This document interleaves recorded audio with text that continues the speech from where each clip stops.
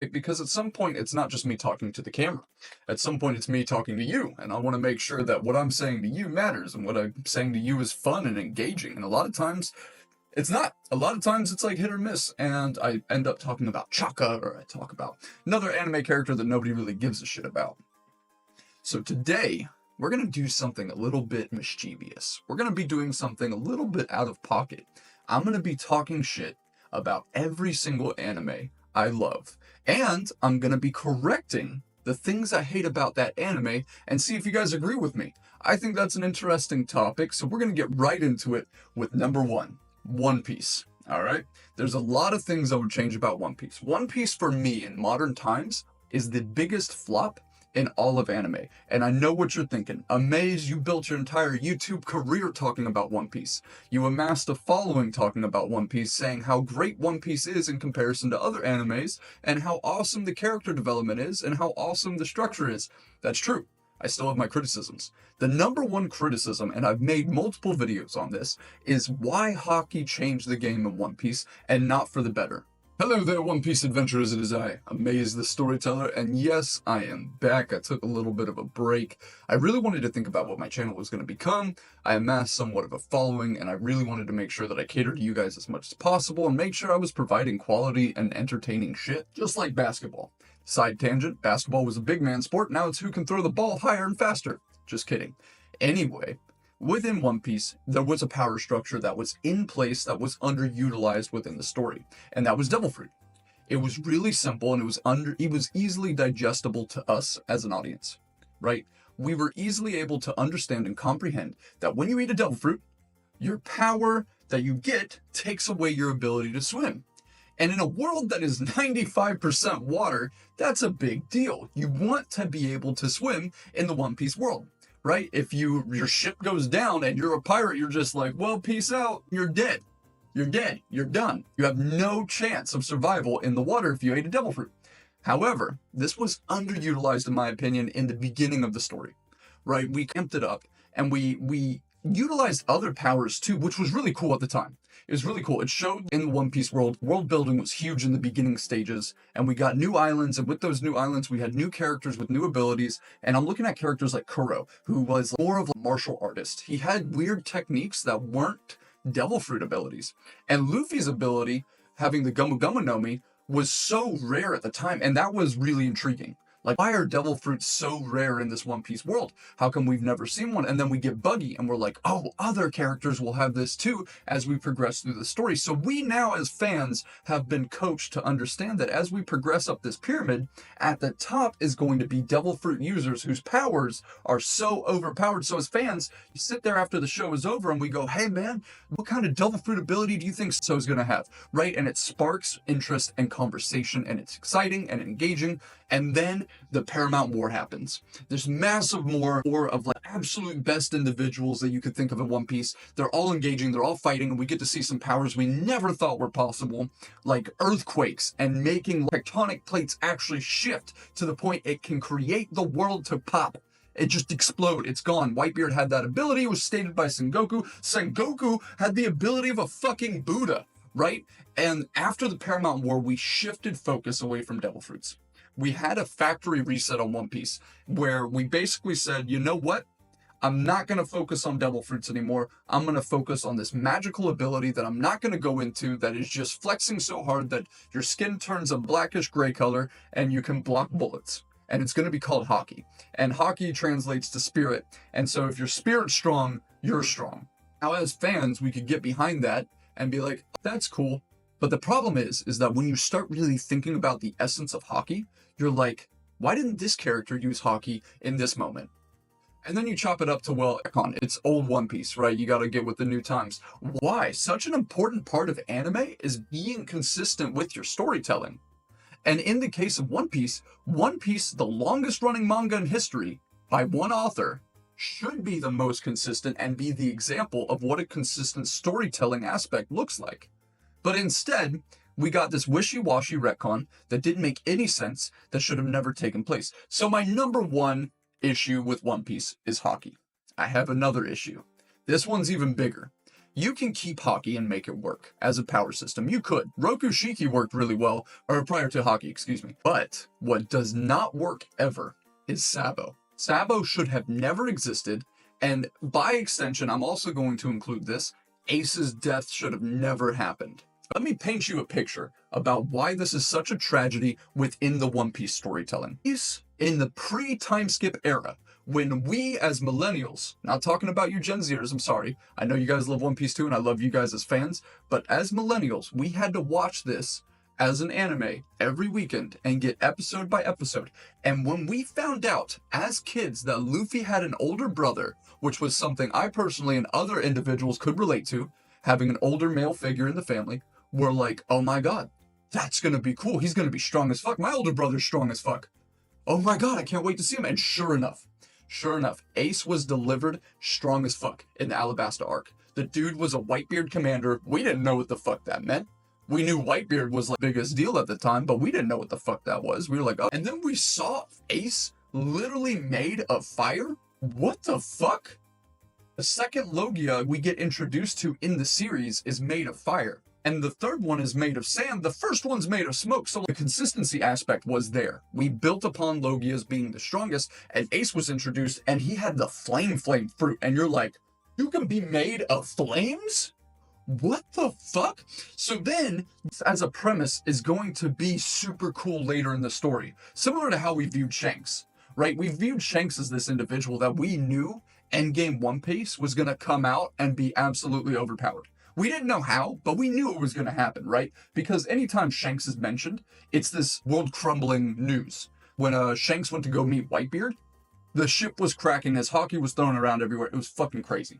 Fucking crazy, right? And I know I just griped about Hockey. It's still a cool scene. Still a cool power structure. Still a cool scene, right? The thing is with Ace is that there's so many scenarios that it would have been cool to see him in. One of those scenarios would have been, honestly, Thriller Bark. When Luffy and the team were going up against two warlords, they should have been outclassed at that moment. And for the most part, they were. Like when Kuma decided he was going to fuck shit up, he fucked shit up. It just so happened that he was on the side of Luffy, and we don't find that out until later, that he was a revolutionary and all this jazz. But eventually, they were up against two warlords. It would have been cool to see Ace there doing something important, doing something exciting. But the underwhelming amount that Ace appears in the story is a tragedy in of itself. And then when he does appear, it's to only get a smackdown against fucking Blackbeard. And Blackbeard puts the heat on Ace, able to grab a Logia user, and we're like, holy shit, how does he do that? It's up to his Devil Fruit ability, because he's total blackness, total absence of nothing. He's able to grab matter and manipulate it as will, and so he can basically twist the Logia essence into a solid form. Yet again, that's how antimatter works, and that's cool, right? That makes sense. And then Ace is just off to his execution, and watching the Paramount War, you really think Ace is going to get away, because it's One Piece. It's One Piece, right? Nobody dies in One Piece, nobody important at least. And you have this feeling of uncertainty, which is fun. It's fun in the Paramount War.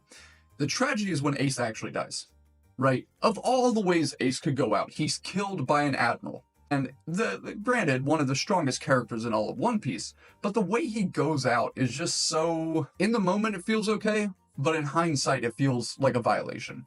He gets donutted. He gets his chest fisted by Akainu of all characters. And that's fine, whatever. But Ace had zero redemption. Ace had zero collaboration. And then later on in Wano, we get this whole exposition about how he went to Wano, he built these hats, and he was very nice and very sweet. And that was awesome. That was awesome. Why didn't you do that when he was alive, Oda? Why didn't you do these things when Ace was alive? Why didn't we appreciate him when he was still somewhat relevant to the story? Right? Now we're building upon Ace's story, and it's just a tragedy. And like what are they called? The books. The light novels. Thank you. The light novels, right? The light novels are super cool. They build upon Ace's story. We learn about Mass Deuce. We learn about his crew and the Spade Pirates. Why didn't we get that in the story as a flashback when Ace was relevant? It's just, Ace could have been so much more. And there's so many instances within One Piece where Ace could have come in and taught Luffy hockey. Why isn't that a premise? Ace was said to have had Conqueror's Haki from a very young age. We saw it against Blue Jam. He was able to use Conqueror's Haki in Great Terminal and absolutely shut down the fire, shut down Blue Jam, and kick ass, right? We saw that. So it's not unreasonable to believe Ace could have become essentially what Rayleigh was to Luffy. And it would make more sense if it was Ace. If Ace was there teaching Luffy hockey, then we could have skipped the whole fucking nonsensical execution of Ace. Now I know what you're saying. What could have been such a tragedy that made Luffy have to double back and train? Well, what is something so meaningful to Luffy that he would have to go into training arc mode? One, Ace, sure. Honestly, if a crew member passed away and got absolutely fucked on, let's say it's Sanji, right? Sanji at this point in the story is 100% disposable. I'm sorry, Sanji fans, he's not doing anything for us. He did the Germal double six thing, that was cool. He got his armor plating, made his steel skin, and he's able to go to toe-to-toe with a lot of these big guys. But like, compared to Jinbei, Sanji feels like a weird person in the structure. So Sanji could have totally died, would have set Luffy off, but what if it wasn't Sanji? What if, and hear me out, I don't know how well this would go down, but as talented as Oda is, this would be absolutely wild. What if it was Robin? What if, after the Straw Hats work so hard, claim war against the world government captures Robin, and by extension, incites war against the revolutionaries, right? And it's more of the association and partnership that Luffy had built pre-time skip with Ace and the Whitebeard Pirates, with so many more, and it was more about the opportunity for the Whitebeard Pirates. The Whitebeard Pirates are like, oh, we have an opportunity to beat the shit out of the world government, get rid of the Marines, and we have easy access to the Celestials. Now, I understand the whole thing with Whitebeard was building a family, but at the end of the day, he was an Emperor of the Sea. He didn't want to become King of the Pirates, that's why he never grabbed it, but Whitebeard totally, for the greater good, would have wiped out the world government if given the chance. He totally would. And imagine the partnership. Ace is like, Pops, I'm going to go save my little brother. He's waging war against the world government for his crewmate. I got to go save him. They're executing his crewmate. And Whitebeard's like, shit, we got to get on this. Let's go. And they go there. They go to Marineford with arms and teeth like no other. Luffy thinks he's standing alone and he's facing the entirety of the justice system. Garp is talking Luffy down, trying to get him to back down, saying it's not too late. Nico Robin needs to be executed to further the plot of whatever. I don't know why she'd need to be executed for information, to be honest with you, but whatever. She needs to be executed. She needs to be silenced, Luffy. You need to understand this. This is how the world works. And Luffy's like, no, she's my friend, and I'm a pirate, and I'm gonna fuck you up. I'm gonna punch you off of a bridge because you're gonna let me, because you're my grandpa. And so that shit goes down, and the Whitebeard Pirates show up to back Luffy, and Luffy's not expecting it. That would be one of the most epic moments in all of One Piece. When we as the fans don't even know what's gonna happen because it's such an absurd premise. We just got done getting Robin from the fucking world government, and now Robin's back at it again, because when you really think about it, in a real world scenario, if Robin was 79 million berries as a child, then she's forgotten about for a period of time, only for the world government to snatch her up again. Like the Secret Services go and grab her, CIA grab her and have her, and then it's exploited to the public that she was then released again because a pirate crew subjected themselves to her services and grabbed her back. You know how wanted she would be from there? She would easily become one of the most wanted individuals in all of the world. She wasn't, which is weird, but she should have been. She defied the world government. Not just her, but her crewmates did too. Luffy did, but Luffy wouldn't be the figurehead. Robin would. The Demon Child would. The one who is known to the world to survive the Ohara incident and has the world's information at her fingertips. She's able to read the road poneglyphs, which is how you basically destroy the world. Like, she has that information. And so the world government just being like, oh, no, she's fine. Well, we'll figure it out later. We got Eustace Kid to fry. What? You know, so anyway, biggest travesty is Ace. Ace could have helped Luffy in the Paramount War, trained him up in hockey after Robin was subsequently executed, and showed him Wano, in which he met, let's say, Toki, let's say a descendant of Odin, or Momo, who's able to read the poneglyphs, and now we understand how they were built, and it furthers the plot, and the pacing is much faster, because we can skip the Dressrosa arc. We don't need to go to Dressrosa, because there's no point in the Merinomi respawning. Which means we don't need Sabo, which cuts out the biggest complaint that everyone has in One Piece, which is pacing for Dressrosa. The most ridiculous arc in all of One Piece. I'm not even going to gripe about that because that's such a That's like a universal. Everyone hated Dressrosa. It was too long, too many characters, too much to follow, and it wasn't even like paramount to the plot really in hindsight. Right? Doflamingo is still alive at the end of the day. And he's still gonna come back and do shenanigans, and he is a fan favorite, but not for fucking, what, a decade straight of his own shit?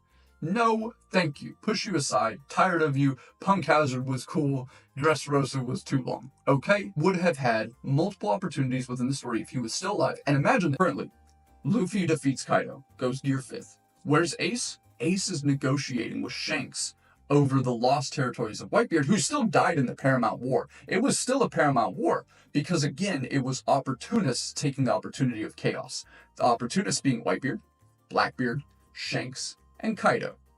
Big Mom would have been a cool one to kind of and keep silent, because Big Mom was also done really dirty, in my opinion. There was a lot of shit you could have done with Big Mom to make her cooler than she was, and it didn't happen. Still, One Piece is a great story, let me just say that, but Ace could have partnered with Shanks, and then you had a reason for Luffy to reunion with Shanks. His master and older brother was with Shanks. And then you get the revelation being that Luffy's father's dragon and not Roger, but you could have played it to where, like, we were incentivized to think that Roger was Luffy's father. And then you could have had it revealed that no, Ace is Roger's son. And then we would be like, oh my god, Luffy's master is the son of Roger? It makes so much sense. You know what I mean? So it could have definitely furthered the plot. It definitely could have been much more lively, in my opinion. And having somebody to look forward to seeing in the story who we're familiar with would be so amazing. Right now, that's limited. Like, who are we going to revisit that we're excited to see outside of, like, these blue villains? Crocus? Who is losing their shit about seeing Crocus again? That's what I want to know. I'd be excited, but that's me. I don't think anybody listening or watching this video is like, oh shit, he talking shit about my boy Crocus. I need to get in there and I'm gonna whoop his ass. He talking shit about my boy Crocus. No, nobody cares about Crocus. Everybody cares about Ace, though. Everybody cares about what a tragedy it was that Ace died, and everybody cares when he gets brought up into the story as a side piece of meat.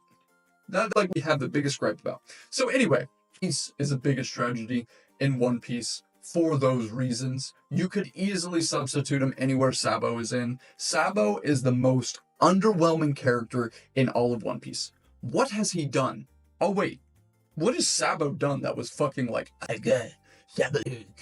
Nothing, dude. Nothing. Sabo's just a fucking, he's just there. He's just there, and it's fine. Like, okay with Sabo for the most part, but like, literally is there because we lost Ace, who was infinitely cooler than fucking Sabo.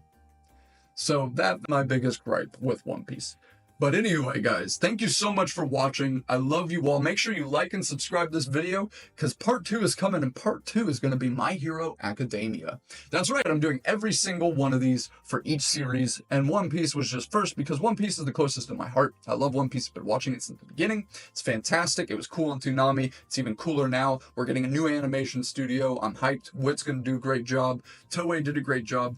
Let's see how this all progresses, and let's see if One Piece can be fixed, guys. Anyway, let me know what you thought of this video down in the comments below. Do you agree with this list? Do you hate it? Let me know, and I'll see you guys in the next video. Bye-bye! Wrong click.